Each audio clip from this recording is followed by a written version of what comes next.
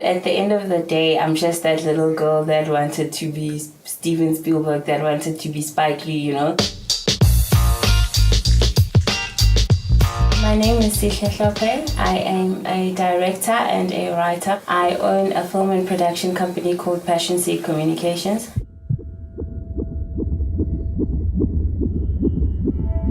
Nomfundo is about an impulsive young woman who's pregnant with her first child. And when she's betrayed by the two people that are closest to her heart, she does something very irrational and erratic, and it unleashes a tragic chain of events in her life. She also has a transcendental encounter with someone from her past. I'd like to say the mothers of today understand the children better, but I think that would be a misrepresentation of the reality. We still have a long way to go to bridge the gap between us and our children. And hence those childhood wounds and those traumas that are revisited in a film like Nomfundo.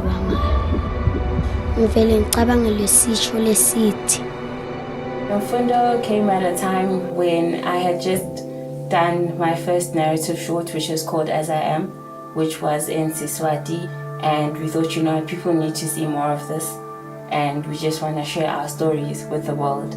I've been asked what inspired me to do this film on several occasions, and I always say it just came out of me, because it's not my lived experience. It just came out of me. How I wrote it is actually crazy. I was in Amsterdam at the time, and you know, I had it down on paper, and I talked to my co-producer, and she also had her views, but I met the stranger in a coffee shop. And he was like, what's the premise of this thing that you're writing? I told him, and he was like, bullshit. Threw everything out of the water and started again. I struggled with morality when deciding about the final scene of Nomfundo.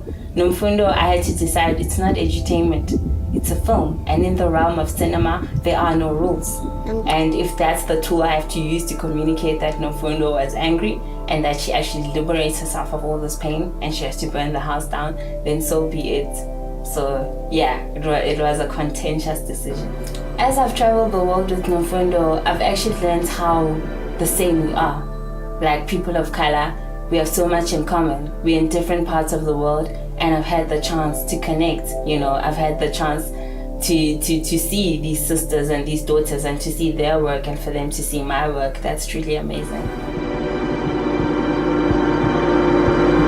Watching your film in front of an audience, I'd say that it's 24 frames or 25 frames a second times how many seconds in a minute times 15 minutes times 90 minutes of, sometimes it's excruciating, sometimes you enjoy it. It depends on the audience, you know. And with Nomfundo, it's been really great because I just want to get different reactions that are unpredictable, and a lot of the times I do.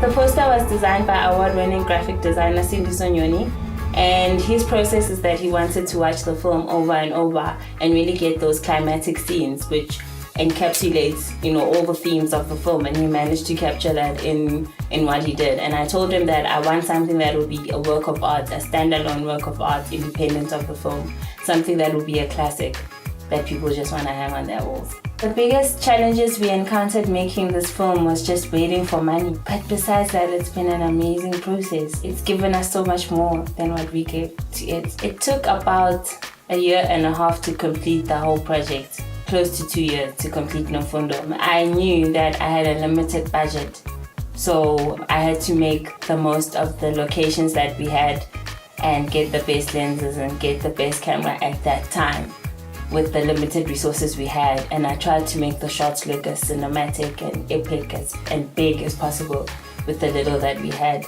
And I guess that read as cinematic, so thanks. Looking at the South African film industry, I don't think it's headed in the right direction. I think there are more positive strides being made in television than there are in film.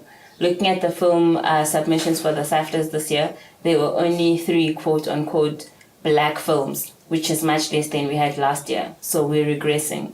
One of the factors that contributes to us not having as many diverse films as we could is that, for example, if you look at a broadcaster like GateNet, it actually serves as, you know, like a kick-starting, a sort of the first tranche of funding then it makes it easier for those filmmakers to then approach the DTI and get the rest of that funding.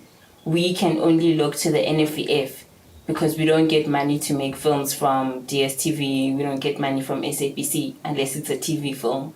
Ultimately, at the end of the day, I mean, awards are political.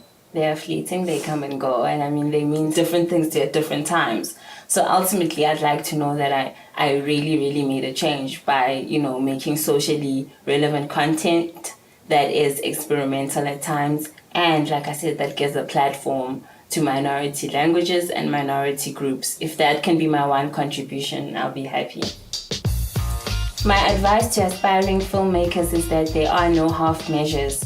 So when you look at this sector, just approach it like you'd approach any other sector, like medicine, like you'd approach accounting. You give your best, you make excellence your brand, you read as much as you can.